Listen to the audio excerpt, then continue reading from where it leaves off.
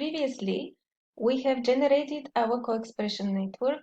We also identified local communities within the network, and then we also identified the membership of each gene to each of those local communities.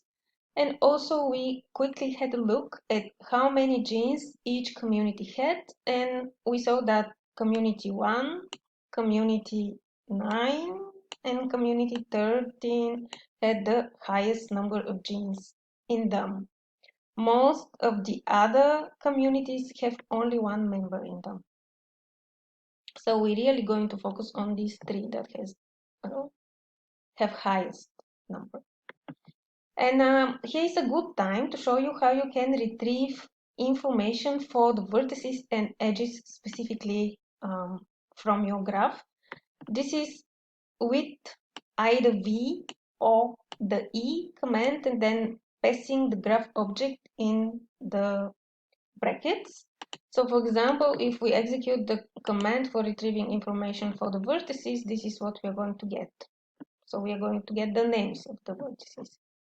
If we do this for the edges with the E and graph in the brackets, we're going to get the edges names, which are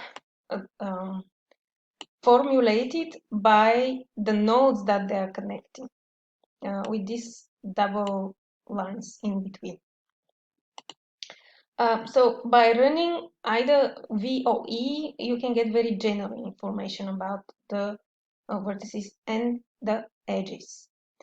Another important point here is that, as you know, our graph that we have generated is unweighted. So we have presence and absence of edge, not weight that is associated with it. How we can check whether this is true?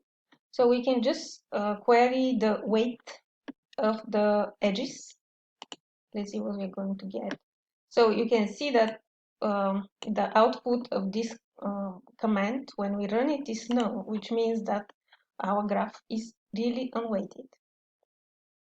So in order to be more specific in terms of getting what the vertex or the vertices contain, we can go with this get vertex attribute command and then specifying the graph object in the brackets.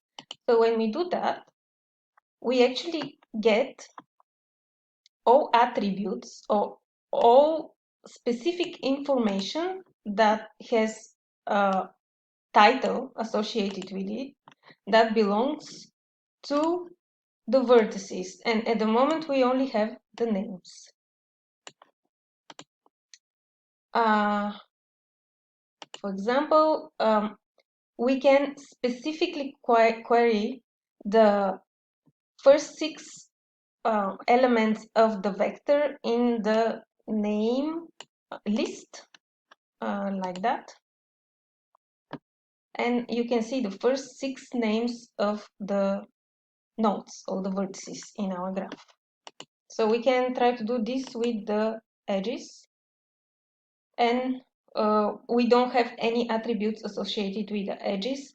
Their names are actually obtained from merging the names of the nodes that they're connecting. So they don't even have names of their own. But especially the demonstration with the names for the vertices was an example of an attribute that the vertices have. So the whole this demonstration was to actually show you that it is possible that we can attach other attributes to the vertices, as long as the vector that we are going to provide has the same order of the vertices relative to the order of the vertices in our original graph. So for example, we can append an attribute which is called cluster membership, or we can append the number of the cluster that each of our genes belongs to by passing the vector that contains this information when we are sure that the order of our vector and the order of the names in the vertices of the graph are the same. So we can do this And when we run the head command for the attribute that just been added to the vertices that is called custom membership, we can see now that instead of names, we actually have really the number of the membership that each of our genes belong to.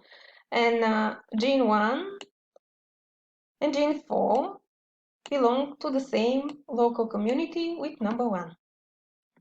Okay? So we are going to visualize our genes and their cluster membership in Cytoscape. Having the numbers that describe the membership of each of our gene to the communities is not going to be very helpful in Cytoscape.